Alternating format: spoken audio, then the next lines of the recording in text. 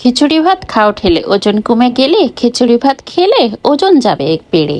যাদের ঘরে বাচ্চা আছে তাদেরকে কম বেশি খিচুড়িটা রান্না করতে হয়, কারণ বাচ্চারা এই খাবারটা অনেক পছন্দ করে। তো রোজকার মতো আমিও আজকে সকালে খিচুড়ি রান্না করব। হাই এভরিওয়ান, আসসালামু আলাইকুম। কেমন আছেন সবাই? কে কোথা থেকে ভিডিওটি দেখছেন? ভালো লাগলে অবশ্যই লাইক কমেন্ট শেয়ার করতে ভুলবেন না।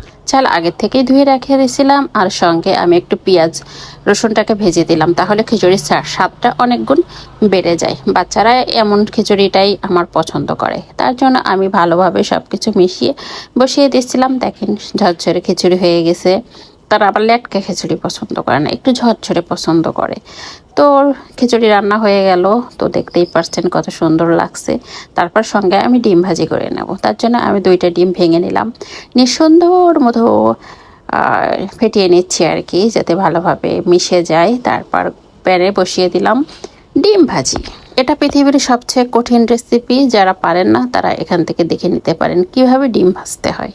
এই যে এক পাশ হয়ে গেলে আর এক পাশ উঁচা করে উল্টে দেবেন।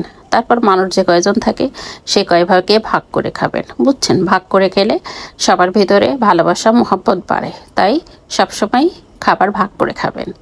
তারপর আমি সবগুলোকে এক জায়গায় করে তুলে নিয়েছি, নিয়ে প্লেটে রাখলাম। তারপরে মামা শসাকে এখন আমি সুন্দরভাবে ছিলে নেব, সুন্দরভাবে ছুলে ধুয়ে তারপরে স্লাইস করে কুচু কুচু করে কেটে নেব। দেখেন ভালোই লাগে কিন্তু শসা কাটতে, ঠং ঠং ঠং ঠং করে কেটে ফেলতেছি।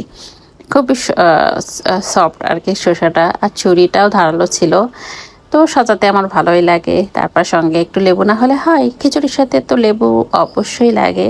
তো ফাইনালি দেখেন কেমন লাগছে খিচুড়ি, শসা, ডিম ভাজি, খুব মজার স্পেশাল বাঙালির একটা পছন্দের খাবার খিচুড়ি। বাসা নিচে গেছিলাম, দিয়ে দেখি কচু গাছে পাতা হয়েছে, তো আমি আবার 3-4টা তুলে নিয়ে আসছি। তারপর গাল ধরে মানে গলা ধরে কিনা সেই জন্য আবার একটু ভাপ দিয়ে নিচ্ছিলাম। আর এই যে দুপুরে রান্নার প্রস্তুতি নিচ্ছি, সবগুলোকে কেটে ধুয়ে নিয়েছি। স্বাদের লাউ রান্না করব। দেখেন একেবারে জালি কচি লাউ, বললো মাছা থেকে উঠিয়ে নিয়ে আসতে। এইরকম লাউ খাইতে যা স্বাদ লাগে, যারা বাসায় মানে গাছ লাগিয়ে সবজিটা খান তারা এটা বুঝতে পারবেন। কারণ আমরা যখন গ্রামে থাকছি ছোটোবেলায়, তখন ওই যে মাছা থেকে উঠাই নিয়ে সেই রান্না করতো, কি যে স্বাদ লাগতো, সেই স্বাদটা এখন আর পাওয়া যায় না।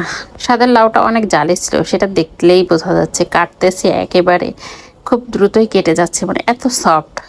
তো কেটেই নিব, কেটে ধুয়ে আমি একটু গোটা গোটা করে রান্না করব আর কি। এটা এত সুন্দর ছিল, মানে চুলায় কিছুক্ষণের ভিতরেই সিদ্ধ হয়ে গেছিল, আর স্বাদ তো মুখে লাগিয়ে রাখারই মতো।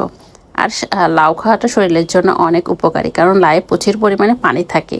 তো যাদের শরীরে একটু কড়া ডিহাইড্রেশনে ভোগেন তারা প্রতিনিয়ত লাউ খেতে পারেন। তো আমার ভিডিওটি কেমন লাগলো? ভালো লাগলে অবশ্যই লাইক কমেন্ট শেয়ার করবেন, আর বন্ধু হয়ে অবশ্যই পাশে থাকবেন। আজ এই পর্যন্তই, আল্লাহ হাফেজ।